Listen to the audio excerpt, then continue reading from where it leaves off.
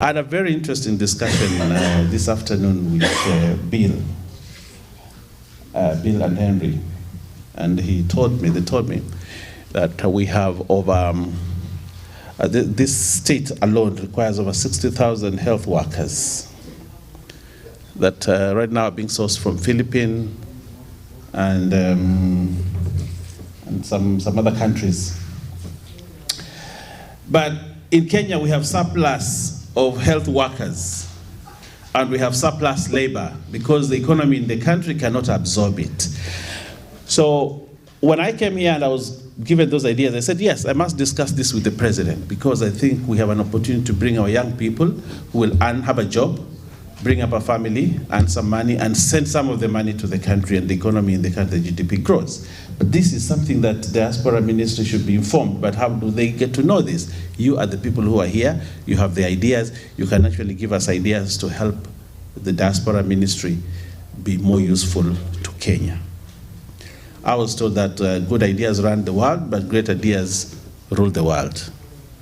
So if you have ideas that can help run the country, and the President William Ruto, I could speak up for him.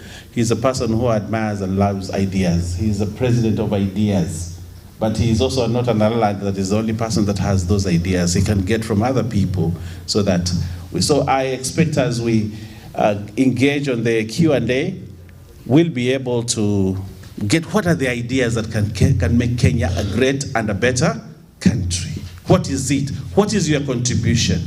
That contribution, probably you will not have the opportunity to meet the president and tell him, but you have an opportunity to meet me, give us the ideas, let us enrich the president's vision so that this country can move forward and become a great country. I would like also to speak a little bit about investment. I've met several people when I went to the church, the SDA church today. I met several people who said, you know, I have a property in Kilifi. A lot. How many people here have properties in Kilifi? There are very many in the church. I don't know whether it's only the Christians in SDA who have properties in Kilifi. But everybody told me, I have a property in Kilifi. I am building a house. I bought land in Kilifi and all that. For me, that is something that I really appreciate. At least the little money that you have here, you take back home. And Kenya has a lot of opportunities for investments. And we want that money to grow our economy. Please, if you must buy a property, please buy it in Kilifi, buy it in Nairobi, buy it in Mombasa, so that we can grow the local economy there. And there are very many opportunities. Please, I remember President Kibaki, and you also see William Ruto's presidency is somehow tailored along what President Kibaki believed in. President Kibaki believed in FDI, the foreign direct investments. It grew the economy. We stopped borrowing for some time because Kibaki relied on foreign direct investment to grow the economy.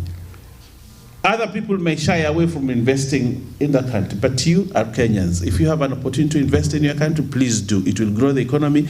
It will help you not to pay school fees for the child at home because the economy is helping someone there to get school fees. I don't know whether you understand me. You may not need to send money for healthcare because the investments you have made there has made the economy stronger so that healthcare is affordable. You may not have a problem when you go there with roads because you have made the economy there stronger, and therefore the government can afford to build a road.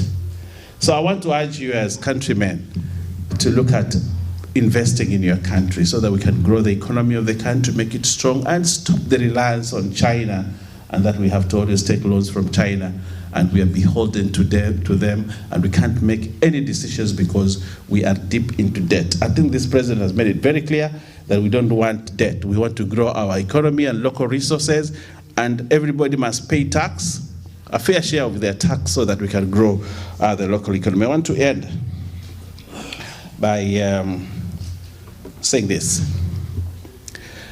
I've heard here about Azimio and UDA. I was once, the good lady here talked about how she cooked for Raila Odinga and all that. And I was once a very good student and soldier of Raila Odinga. Actually, in my first time in Parliament, I was an ODM MP. Then things happened, and that now I'm a UDA MP. And there's nothing as good as democracy. Democracy is a beautiful thing. Everybody can have his ideas. The majority can have their way, and the minority can have their, whichever it is, the other way or the other. But what I want to say is time now to bring the country together so that we grow the economy and help everybody out. This week, we have seen the president in Luo Nyanza. I didn't know that Luo Nyanza would love William Ruto the way they did. They showed him love, respect. One of the people in that meeting was Oburu Odinga, who came to welcome President William Samoei Ruto. Oburu Odinga was there, isn't it? And all those luminaries of the Luo nation, they were there, and they said, apart from all those other things that have happened, William Ruto is the president of the Republic of Kenya. So, I had someone say, you are not in opposition. Even, the country is a presidential system. And there's nobody who is opposition. Everybody is in government. That is what Kenya is. We only have minority and majority. Even the leader of minority in parliament, one Opio and I, drives a GK. GK is government of? Okay. See, he is part of the government. So we don't have opposition in the country, or we don't have, everybody is government. The only difference is they are minority and majority. But we all push government agenda. Even when we are in parliament, if we want something to pass as government or as majority, we approach the minority, and they give us a support, and government agenda passes. So I want to ask people here in Minnesota, there's still a hangover of ODM, of Azimio, and UDA and Kenya Kwanza. Please, it ended on the 9th of August. Right now, we must build a united country, a united nation, and here in Minnesota, we expect that we live that way. I want to end there, and I say one last thing, that we will not be like the other people who come here, get the ideas, and when you come to Kenya, you switch off our phones. No, we will not. Please, when you come to Kenya, we'll welcome you as a leadership into the house, and we'll have lunch with you, and we will listen to what you want us to hear.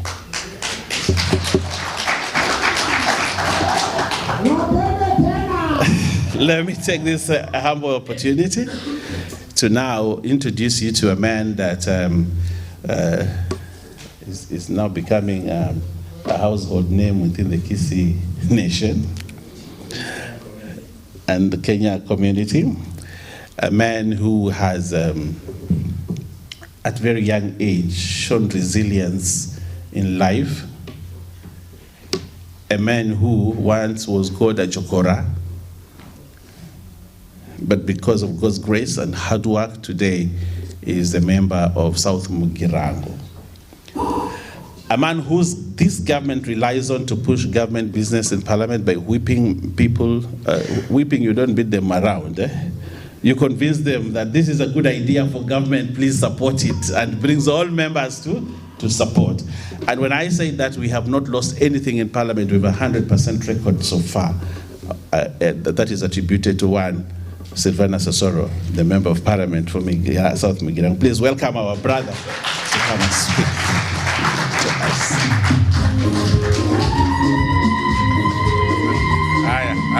Haya. Asanteni. Thank you very much.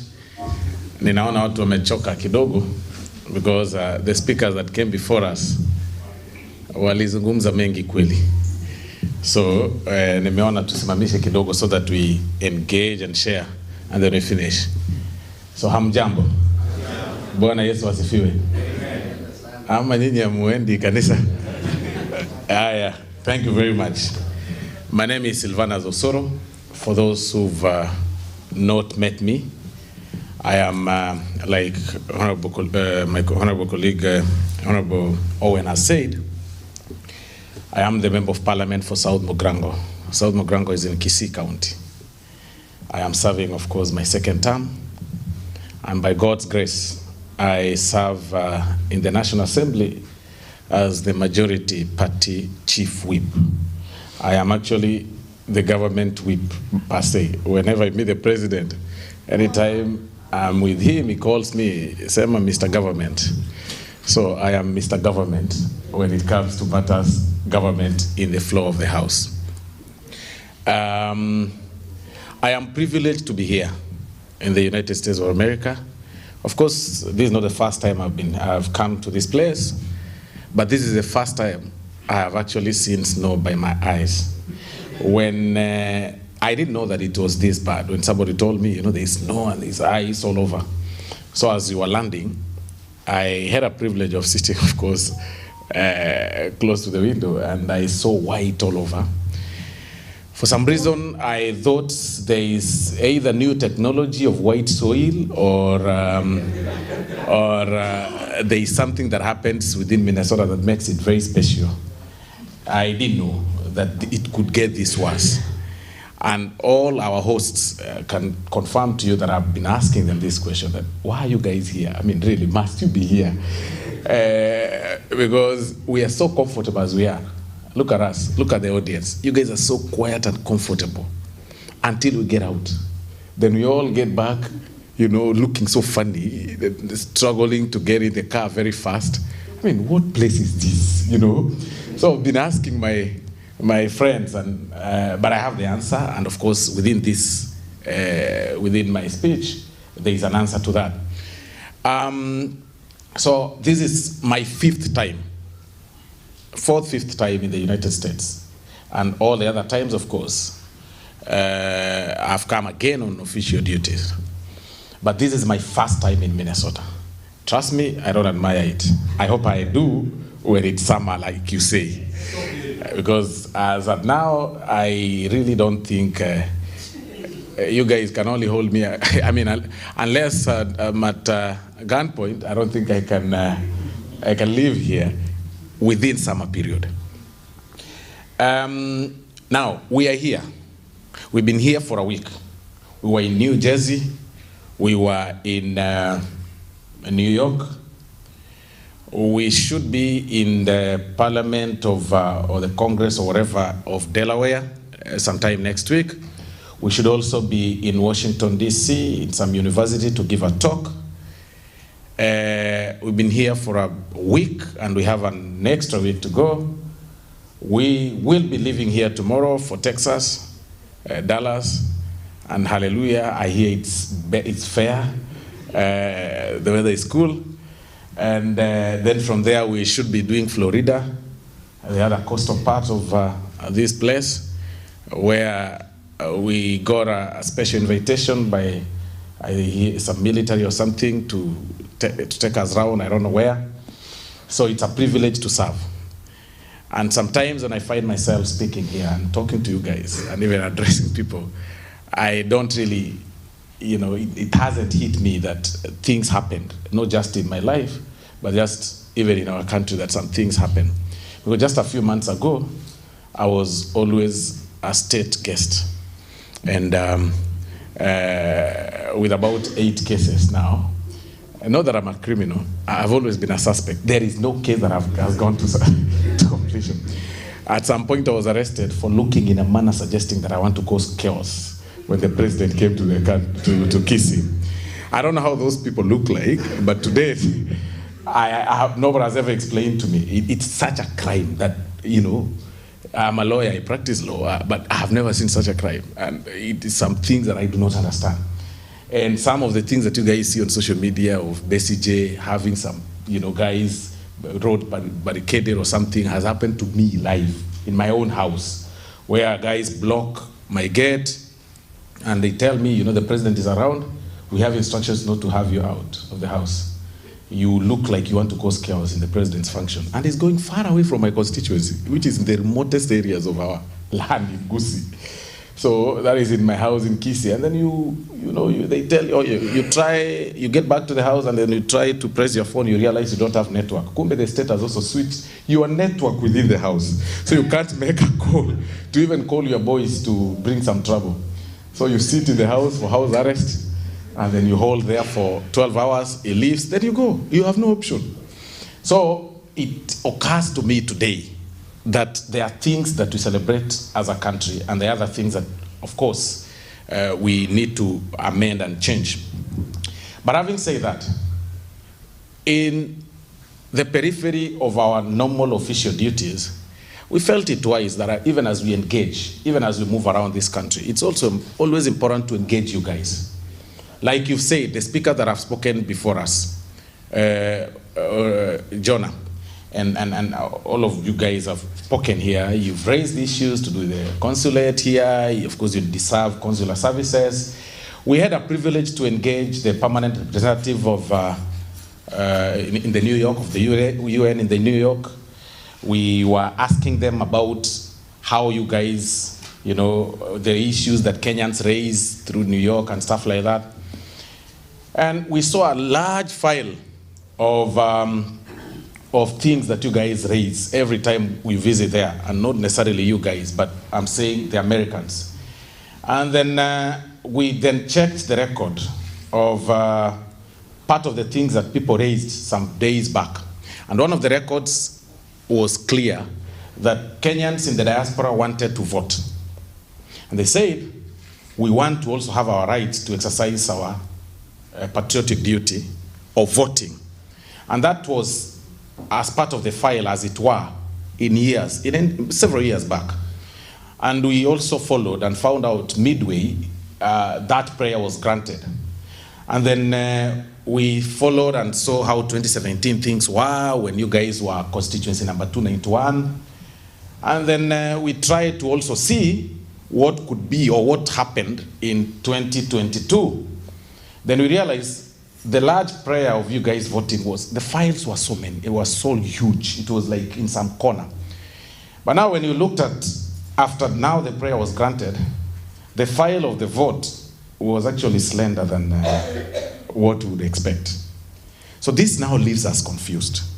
When you guys raise questions in the diaspora, how serious do you want your government to handle you going forward? You say, we want to vote. And I'm not, of course, we'll get to this point. There's an explanation that you guys, taking a flight from this place to such places is very far, which now we understand. Then now we now do the calculation on ratio basis and on pro rata basis on those who live within New York and New Jersey, the numbers and the numbers that turn up. Then you're like, really? Fine. The Minnesota people couldn't travel to DC or whichever place. But what happened to these other people? That explains some other questions that you guys raise over time about your diaspora issues. We appreciate the issues that you guys have raised. You've talked about, although I want to correct my brother Jonah, about 15% of the GDP from diaspora. That is not true, it's 3%. It's about 3 or something, and which is 400 billion. And when you look at much of it, there's a higher percentage within the 3% that of course comes from matters, tourism and stuff like that. So it is accumulative amount, not necessarily the amount that we directly do. We appreciate the contribution, and the government of Kenya must appreciate that contribution. But again, we also need to realize, you guys, why are you here? You guys travel miles and miles away to come to this country because of lack of opportunities back in our land. I mean, really, who wouldn't want to be at home? You all traveled all the way, missing so many things. There are so many things that I've seen here. I've had Madam, was it Vicky, talk here and said, you know, she vied, and then she was told, go and get a husband, and then you come and vie again, which is true. It's really our African nature that people, you are not married, so you can't. Now look, you left again Kenya, you came here. You guys travel all the way, you are here. Part of the reason why you find yourself again in that very situation, like you've even said, and on a light note, you found yourself in a more non-social network. How then do you even want to get a husband? Where? From where? Because I realize, I'm just saying generally, on a light note, that it is not interesting to live overseas and leave your home. You are here because of lack of opportunities back at home. There is nothing interesting beyond, you know, possible, there's some amount of money that you guys make that is extra and stuff like that. So you travel miles away to come to this place simply because you want to make a living. Those of us who come from our area, like Gusii, the inadequacy of land, you've seen several things that are happening all over, and you've seen people in my area killing each other. And I can tell you today in reporting that part of the reason why our people are dying and killing each other is because of inadequacy of resources within, and you know, guys are peasant farmers. Nowadays, shamba zimebaki njia, unagonga catwheel, unaanguka shamba ya mwingine. So it's becoming that. And that is why you guys travel all the way here. Now, the question that people in the diaspora, the constituents in the diaspora should be thinking of, and although you are living within the principles of anyone that wants to accumulate and make wealth. Any person who wants to be successful in life must learn one principle of the 5 principles. One is traveling, where you of course get to expand your mindset and realize people do here what, stuff like that. You know, that is why when you travel, you identify some opportunities. That is how you get to know, kumbe, you can make greenhouses and make a lot of food because of traveling, exposure. It gives you exposure. But number 2 is networking, which is so limited here. That is the challenge I found. When in my short stay in the US, I realized here you guys have one principle. One man, I mean, God for us all, each man for himself. And the social network, you're almost getting to, you know, get an assimilation of this region's principle of each person for himself. Because I was asking my hosts the other day, I mean this morning, I could, in one car, you know, whoever, my driver today, I think it was, I don't know, was it, was it in the morning? I don't know. I'm forgetting the one who drove me because I've had so many drivers today. I had Amenya and all the rest. So they're asking each other, wewe, ebu nitumie ni wapi? And then when we go there, namuuliza, so hauji kwake? Hapana, mimi sijakuja hapa. But you guys, you live here in the US, and mimi nafikiria mko na umoja. I realized that even umoja yenu saa zingine inakuja through us, through sisi. Tukikuja vile tumekuja hivi, ndio mtakutana mseme tunataka consulate, like some was it Jose Kenya, asema tunataka consulate. Musipoleta consulate, ile siku mutakuja amutaona hata mtu mmoja hapa. That is what he said. But I also looked at the you know alafu nikaangalia, nikafuata vile nimekaa hapa siku 2 vile tumekaa, nikashindwa huyu Jose Kenya atatafuta nani amkataza asikuja hapa, because hiyo siku hajui nani anaishi wapi Amenya, hajui Albert anaishi wapi, hajui anaishi wapi. At what stage you lead them? So there are some of those challenges that I've realized basically about this. So in answering the question as to why you guys are here, because of our inadequacy of resources back at home, of course, you guys, listen to me. Hata kama umekaa hapa miaka 20, hata kama umekaa hapa 30 years, na 10 years, ile Kenya uliacha, sio yo, things have changed. It was worse then, but it's not worse now, even with government changes. It's only that we are, the way we are as a human being, as a humanity, even here in the US, we are made in a way that we've got to have constant changes for us to feel things are working. And that is why any politician that stands here says we need a change. We need a change. Now you've made politicians become a hub of promises, because we sell hope every time. Otherwise, if you don't, you guys will have us out. We can't tell you reality. You've heard of this story that is given of some guy who attended some who died, and then when he died, he was taken somewhere. I'm sure you've seen that story. He was taken somewhere in a lift, and then they said, I want to see. He was told, you know, up there is a heaven, and then there is down there is what? A hell. And then he said, but you have an opportunity to choose after seeing, we can grant you the opportunity, the last time opportunity. We take you to hell, you see how things are, then we take you to heaven, you see how things are, then you make a choice.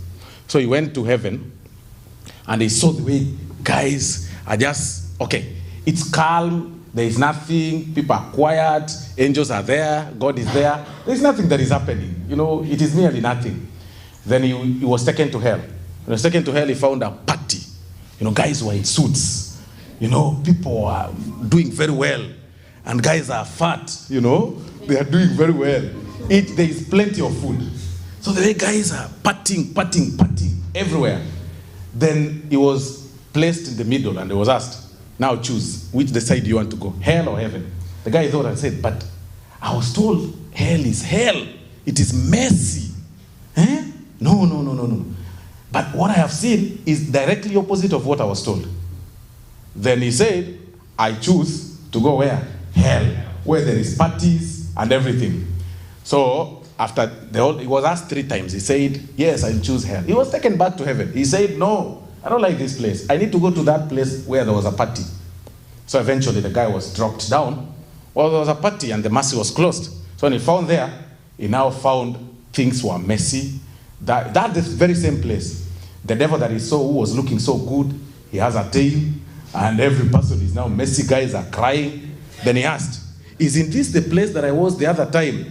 Or is it? One devil told him, keep quiet. That time when you came, we were campaigning. Keep quiet. Because, in other words, you've made politician now, because sometimes you want us to have hope every time. People give you hope. Hope. Even when things are very messy. Hope. Tutafanya hii. And hey. And that is how the world that is how humanity is formed.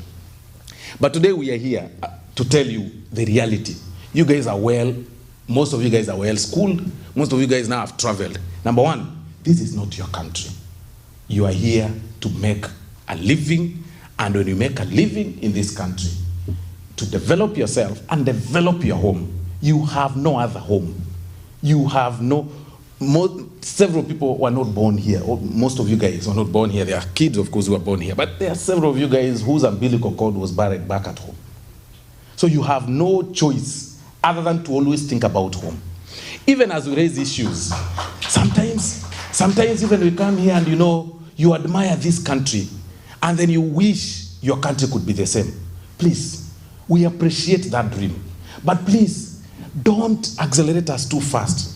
Compare the 200 years this country has been, and then place the years that we've survived, with our African nature of, and everything. Trust me, we've tried. However, we are not there. It is you who will make us get to that level that you want. That is why sometimes you guys come there, you speak a lot, you come. I've seen my friends come from the US and they come to their constituency, and whenever I give them a microphone to speak a lot of English, and you guys tell us, back in America, you keep on saying back in America. It is true, it is back in America, there are things that are working and systems are working. But progressively, we will get there. And how we will get there, it is through you and through your input. And that is why today we want to challenge you. That even as we make your money, as you raise your income, as you raise your living here, as you operate within these systems, and you think about building yourselves, build your home.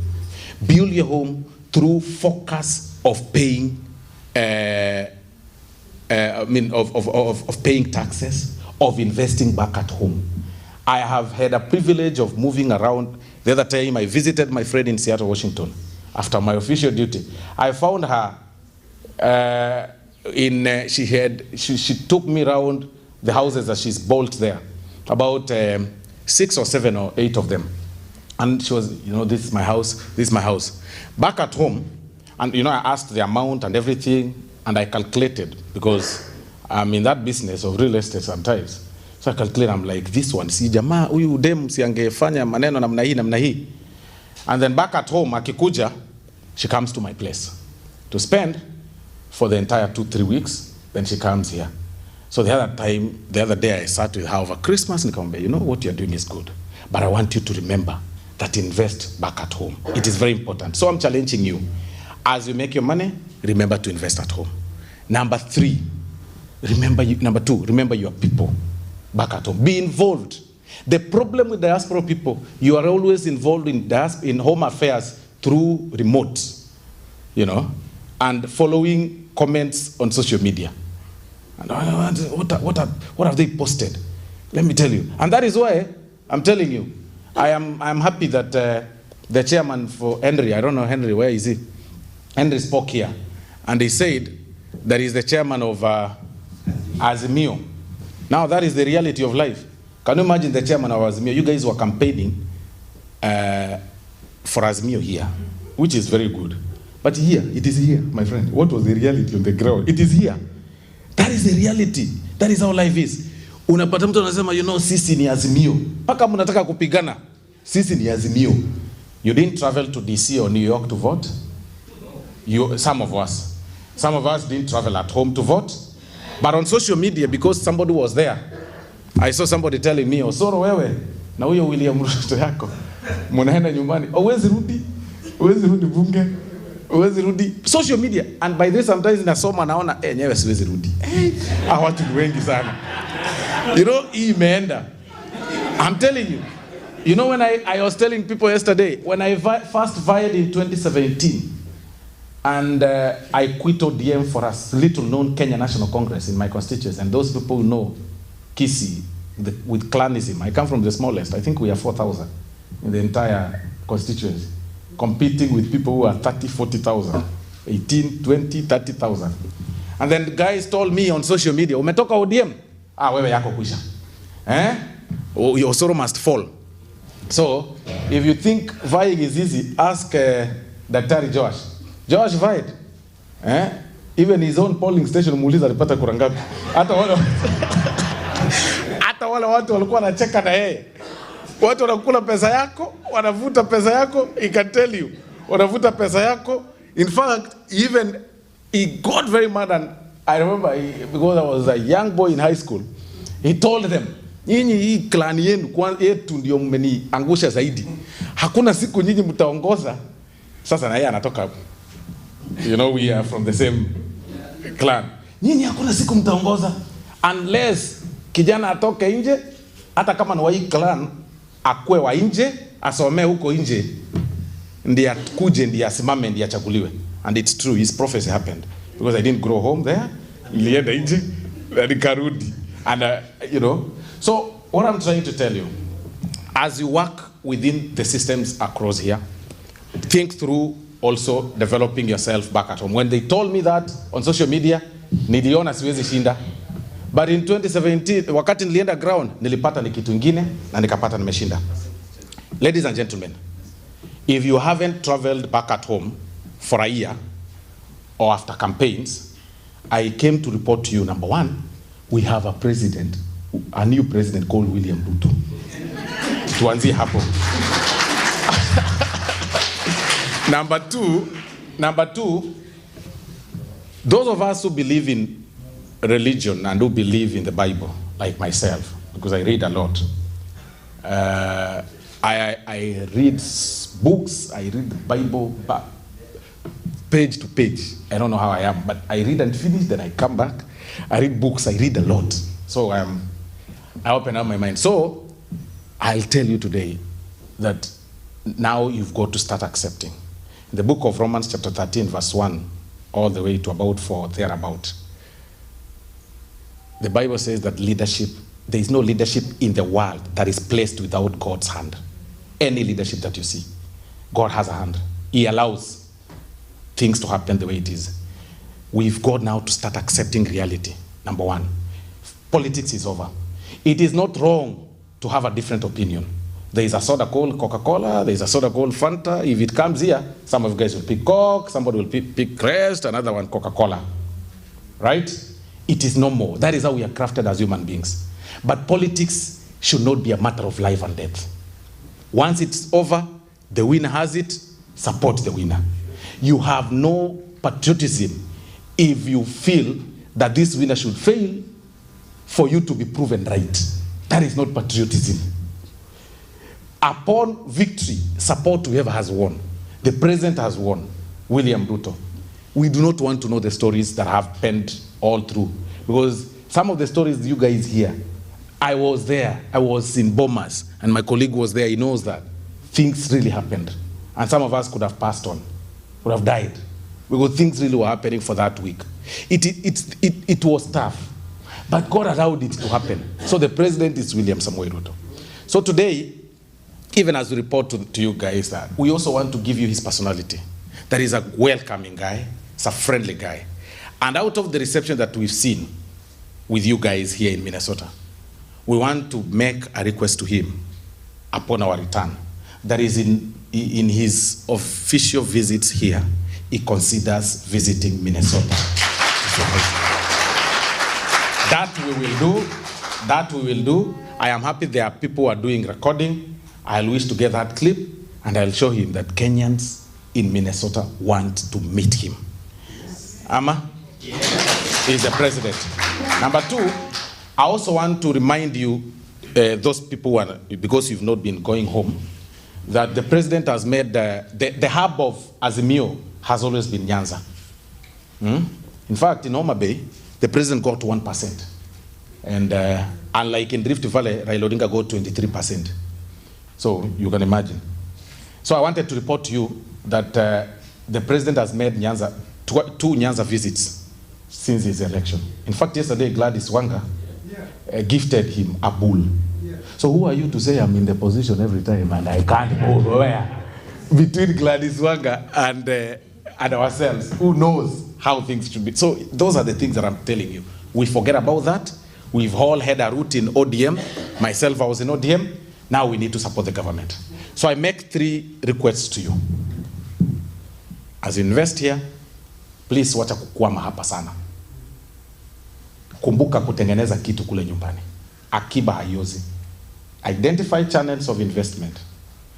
If you realize you can't do investment because you've got a lot of scammers outside there, invest even in the money markets. There are so many sure ways of investing. Get your 300,000, 500,000, just try it on treasury bond, treasury bills. Place it there and relax for another 5 years. You know, and then hold. Place it on SACCOs. Identify a quality SACCO that grows and gives you dividends of 11, 13% every per annum and 10% in terms of interest growth. Place your money there.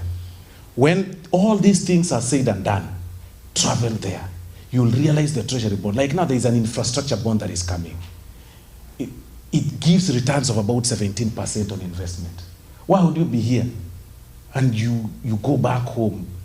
Sometimes you get people coming back home, and I'm from the United. Some of you guys fail to come back home because of shame. You've lived here and you've lived large, but you go home, there is nothing to show. Invest back home. Take that money. If it's 17, if infrastructure bond is not taxable, it can give you up to 21% on return on interest. Relax for maturity, it gets. Then you redo it. Do treasury bills. Simply 3 months. It grows your income. Do SACCOs. Do such. Invest in holiday homes. When you come there, you settle. Unashika hapo unaingia. Sijui kama ninajiongelesha. Tuko pamoja? There is no miracle in making money. You know, me, I have never been to America, my friend. I've never been employed by anybody. But sometimes, I hear people calling some of us, this guy, alitoa wapi pesa anakuwa nazo sijui nini. Hapana, anaanza kusema wash. Alienda kaosha sijui nini. Hapana, there is a game of exchanging money. You place here, you've got to learn the art of using other people to make money. A bank is made for 2 people. A bank is where the poor go to save, and the rich go to borrow the poor's money. Because you can't grow rich by just saving where it is not growing. You've got to place the money where there is growth. And those are the things I'm challenging you to do. Number 2 thing that I want you to think of as you do your concern, and then I respond finally on the consulate, is that even as you do that, remember your people. Please do not forget your family. I know you guys do a lot, and I know sometimes you guys get conned. People lie to you, people con you, people scam you, and stuff like that. But such is life. In fact, when I was talking to the New York people and I realized that people are being conned, I simply thought of a business idea. Okay, but that is later. So, not a business idea of having an opportunity where possible diaspora people should place something and with government securities and stuff like that, and then they grow. There's an opportunity that I'll explain in a different setup. So I know sometimes you get conned, but again, partly it's you to blame, partly it's them to blame. How is it that partly it's you to blame? It's because you also want to talk so high of yourself when you come to the village, and everyone thinks you own the world. So they want to take advantage of whoever owns the world. No, I'm telling you the truth. Ama ninaongea mbaya. Ukiwa huko saa zingine, look at us. Mimi hata nikiwa mbunge, nikiwa nyumbani sometimes naambia watu maisha ni ngumu bwana. Hii kitu maisha ni ngumu kidogo. Wacha tujikaze, Mungu atafungua njia. Bado unakuja hapo my friend, you know what I mean man? I'm back in America, unashinda. Alafu unasema nataka hii, unatembea na maji ya chupa, so people believe. Na nikuja unajaza hiyo maji ya chupa dasani. Sasa mtu anasema ukirudi anakutime. Ama number 3, of course I keep telling people that you create networks through friendship. It is not bad to have family and have a good network, but create network through friendship and reliable friendship.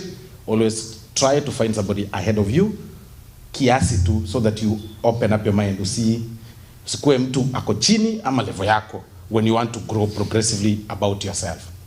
And then finally on taxes. We've all agreed that our economy is not doing very well, and that's why you are here. I have had issues raised by Jonah about taxation. He talked about paying, when you deposit, you pay. When you withdraw, you pay. I hear that, especially now that the introduction of the taxation that you said here, that you heard about M-Pesa, ati pesa ukienda kudeposit through M-Pesa kwa banki yako, you pay tax. You've heard of that? And then you withdraw, you pay tax. And for me, I'll describe that in a simple way. Number 1, ladies and gentlemen, we have, and I want to give you this very bad news. The bad news is we raise about 2.3 trillion Kenya shillings in revenue collection. And then our budget is always 3 trillion. So we are short of about 700 trillion shillings. Billion shillings. Then what happens when you are short of 700 billion shillings?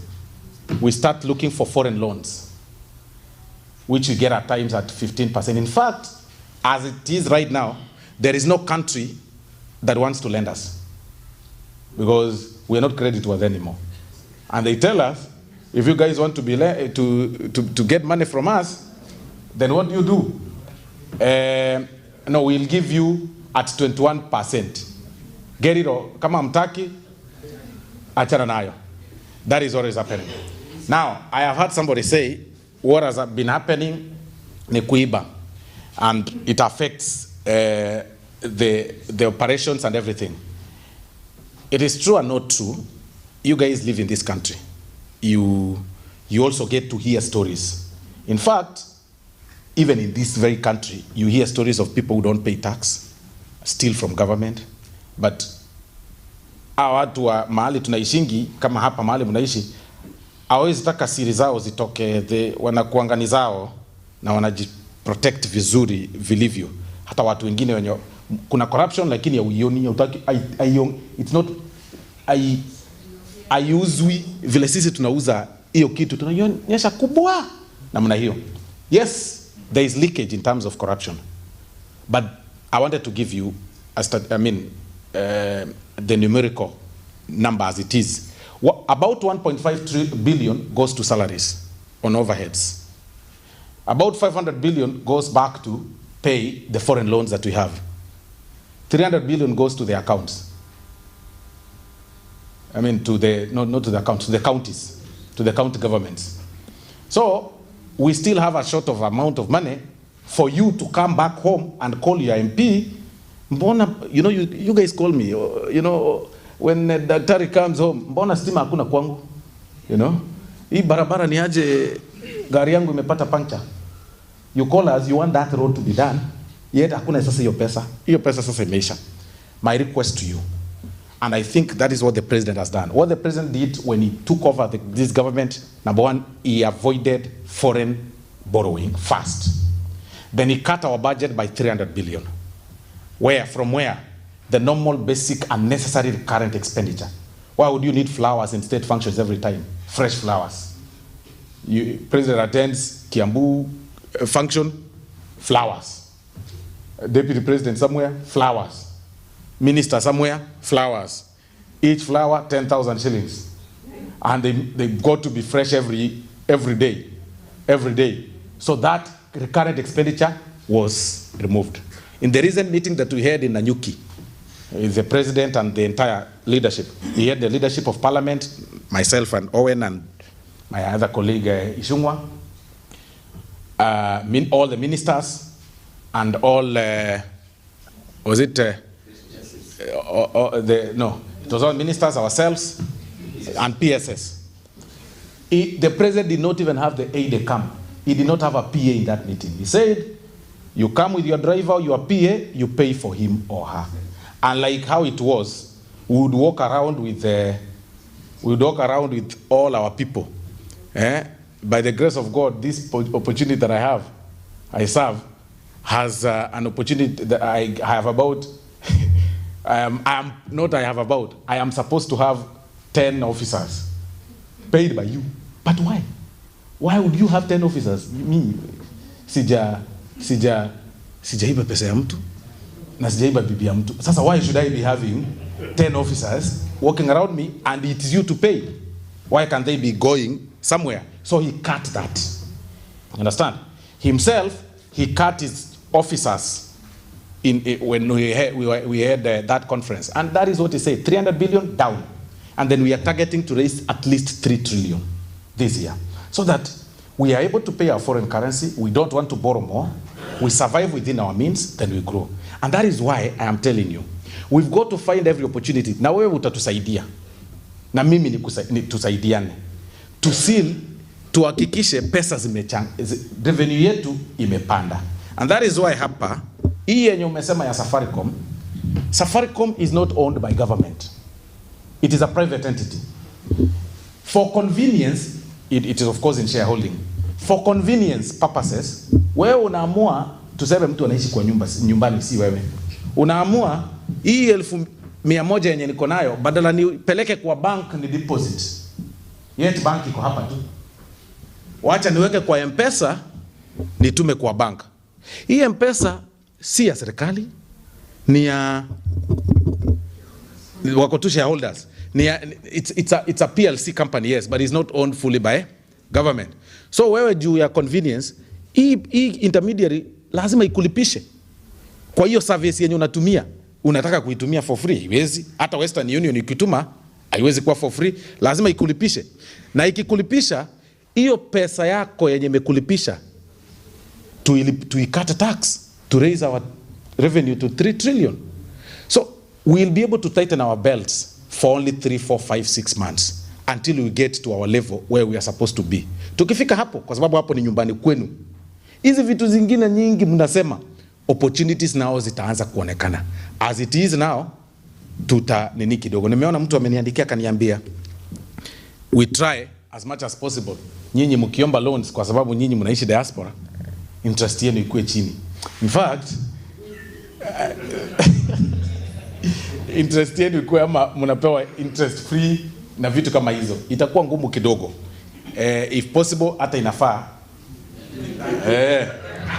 Aya. So ninawaomba leo vile tulisema, we were simply bonding and telling you that the consulate that you guys want to have here, Article 119 of the Constitution, Jose Kenya,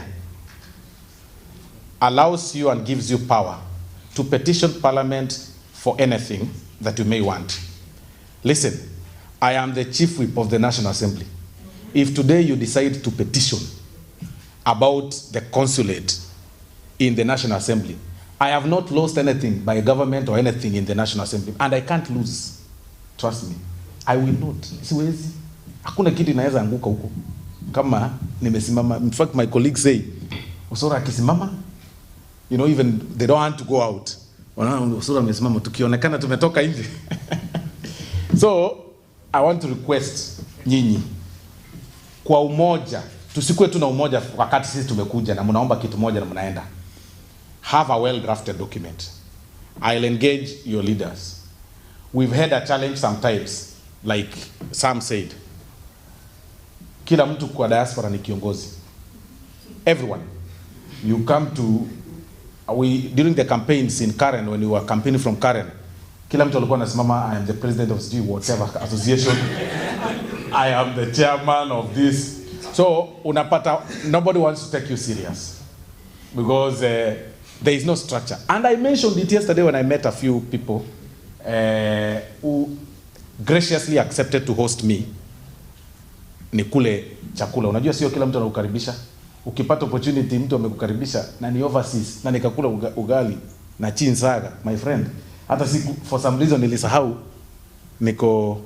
nikafikiria niko nyumbani until nitoka nje nikaona hiyo kitu inanikasirisha sana. Of all the things hiyo ndio inanikasirisha. So I am challenging Jose na kila mtu. Do a petition. Just have 100 of you to sign. I'll give you my email. Draft it.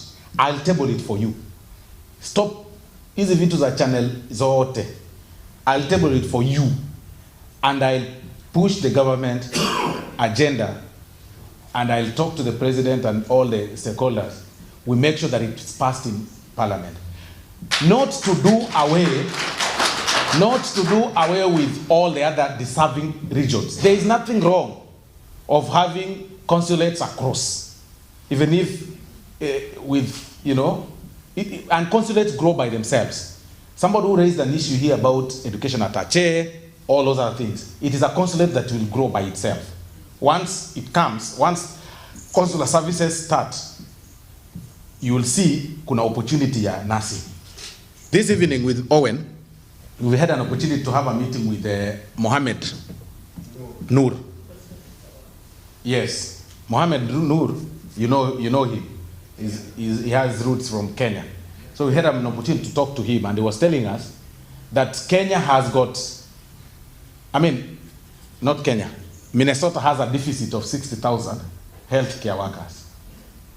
60,000. Yeah. And then the rate of unemployment here is only at 2%.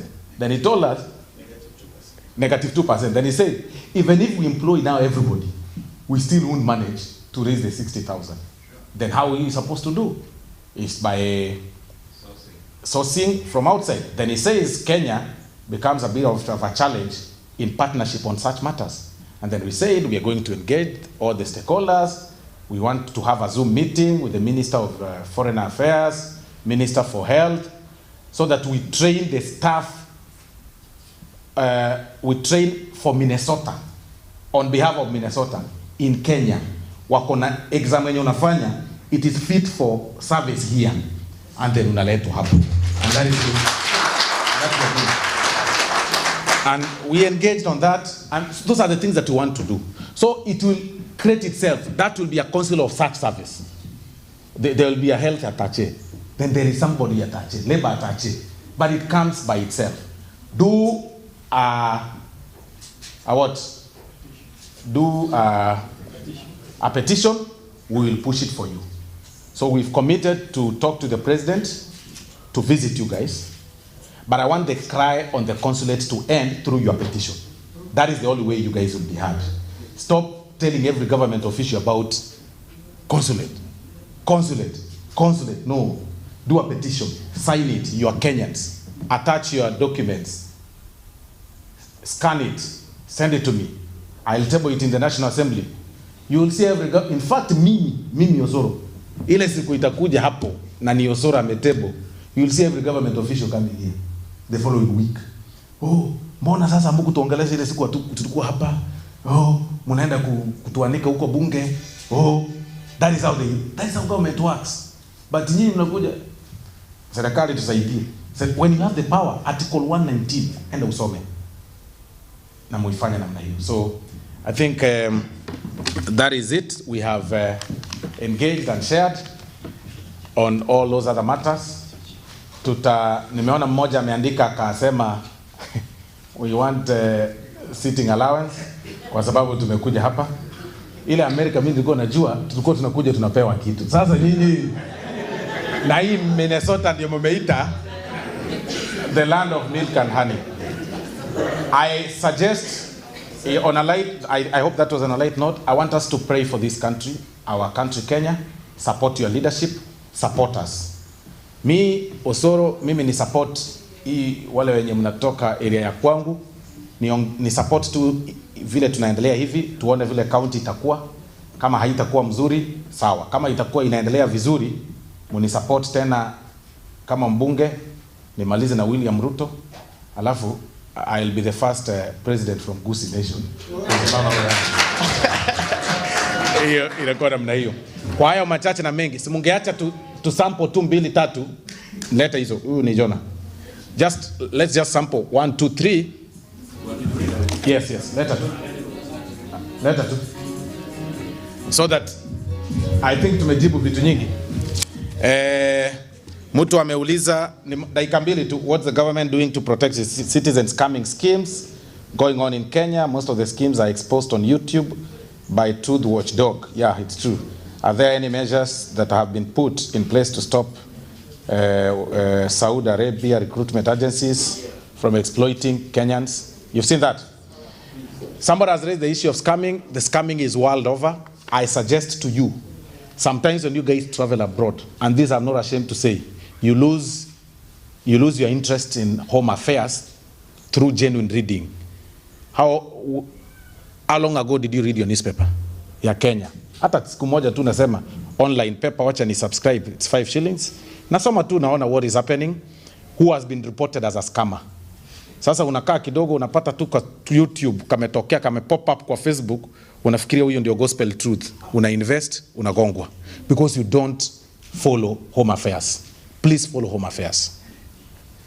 Knowledge is power. But the government, not the government, it is world over. Scamming is world over. And especially online. Be very careful and do your due diligence. About Saudi Arabia, the Minister for Foreign Affairs is really working very hard on austerity measures to make sure that that is done. And they want to streamline, the government wants to streamline systems. That your movement is largely done through agencies that are well regulated by government. Known, it is you who took so and so to Saudi. So she has a problem or he has a problem, wewe mulete. So not as it is right now, it is a free world. Ukitoka hapa ukienda kuhustle home, unafungua agency yako, unapeleka watu, unawauza. So the government is streamlining systems and also creating a system in the other side where you can always raise issues. In Saudi, una update without requiring to look for the number of an agent. The government inasoma. Hii already imeanza, is a procedure that the government is doing for that. Can we have His Excellency the President visit Minnesota? Si nimewaambia? Na hiyo mtaiona tu na nitahakikisha mimi nimekuja naye hapa. We need to that promise fulfilled. Food is basic. Why plant trees when Kenyans have no food? The two that rule there sana lakini tumejaribu. That is why if, in case you're not aware, whoever wrote this, the Chief Justice ni mwanamke. Ni kuinform you. Deputy Speaker kule bunge ni mwanamke. Ni vizuri ni kuambie ukijua. Minister for Health mwenye tunasema tuna engage ni mwanamke, and so many other. There are so many in cabinet. So William Ruto is really trying. In fact, it's not just to that. He wants 50-50. And we'll get there generally. On the issue of the food and everything and trees, that I'll educate you. Trees are life. A green environment.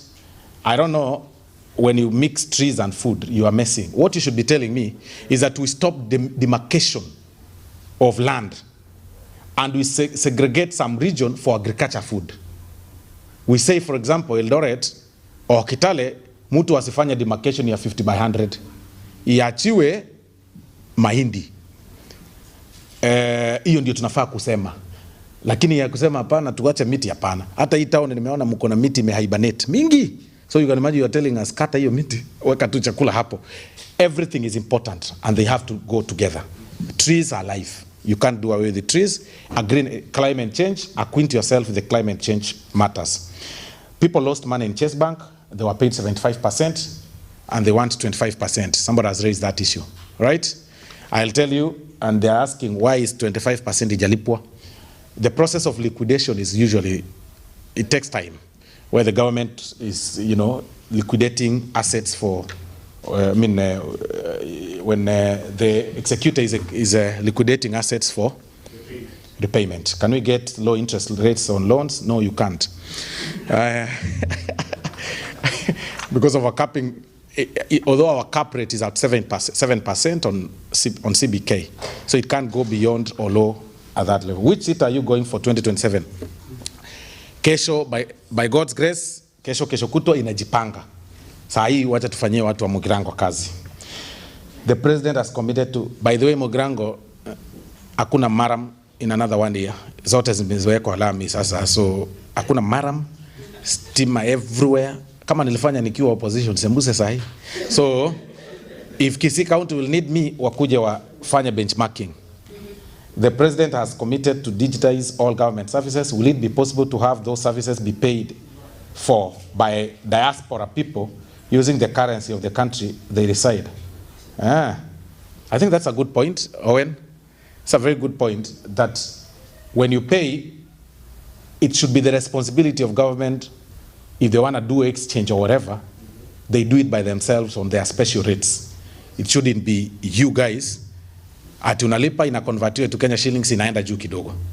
So somebody is suggesting services ikikuja tuwaweke currency yenu. Although pia wewe unafaa kukumbuka shilingi yako kidogo. So I think zimeisha imebaki. We have heard about CBS system. It is a good idea but need resources in terms of manpower and infrastructure. Ndio nashindo CBS ni nini? CBS ni ataito yetu Chief of Burning Spear. Nilipewa Chief of Burning Spear by the way. So hiyo na hata mimi mnipigie makofi. CBS Chief of Burning Spear. Hiyo inapewa sasa, nimebakisha tu nienda EGH. MGH then EGH. Lakini zile zingine ziko chini OGW sijui nini. So na Owen pia ni CBS tulipewa na yeye the same day. CBS, how is it going to be achieved? There is a task force that is already giving out a report on execution. I don't want to preempt unless it is made public. And that is how government works. So I am from Isiolo County and majority we live in pastoralism. There has been a bad drought in the country and people are really losing their livestock. We have heard of fertilizer subsidy, plan for coffee, tea and maize. What is government doing about pastoralists? So a very good question. There has been a challenge over time. We've had relief food being sent to those areas because there is extreme drought. Drought, of course, happens because of lack of rain, and now it has affected the entire country. The reason why the government has done fertilizer, subsidy, coffee, and stuff like that is to generate food first. When you have enough food to even give others, then it will be easier to do mitigation for the other regions.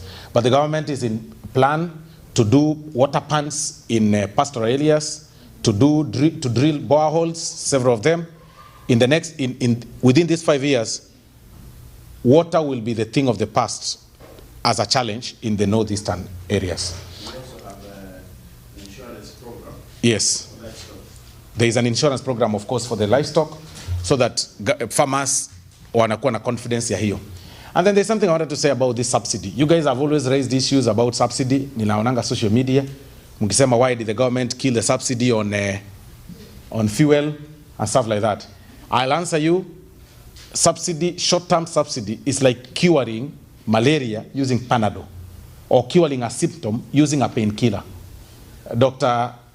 Karanja, you can tell us, you know very well that if somebody is sick, malaria, na akona headache, hiyo ni symptom.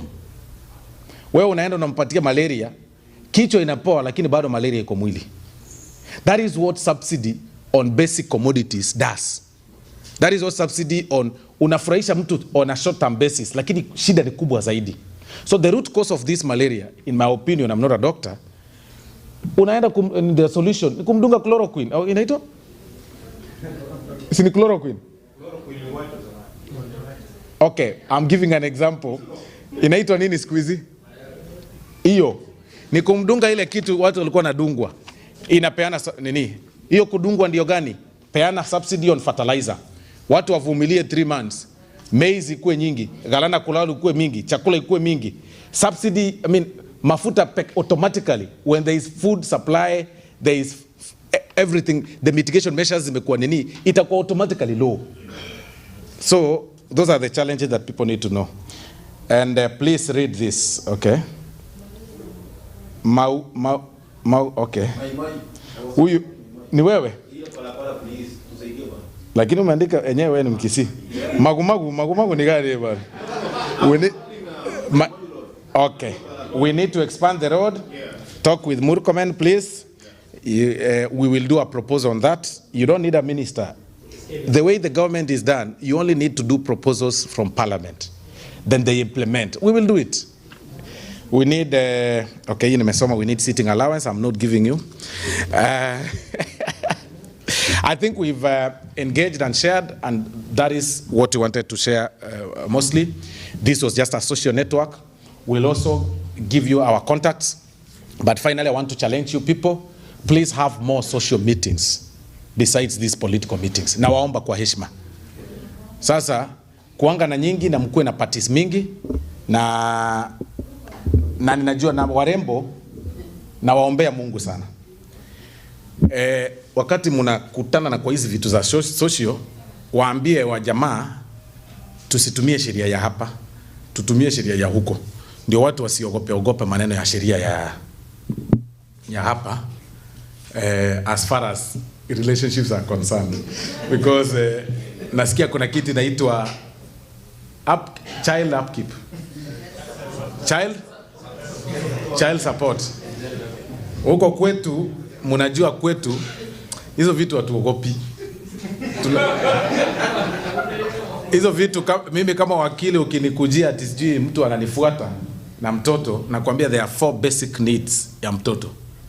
Health, education, you know them. Shelter, clothing. There are only 4. Choose 2. Unataka gani? Anasema health. Namwambia good, wewe ni mwerevu, wewe ni mwanaume. Enda ulipe insurance. Premium ya 3,000 kila mwezi.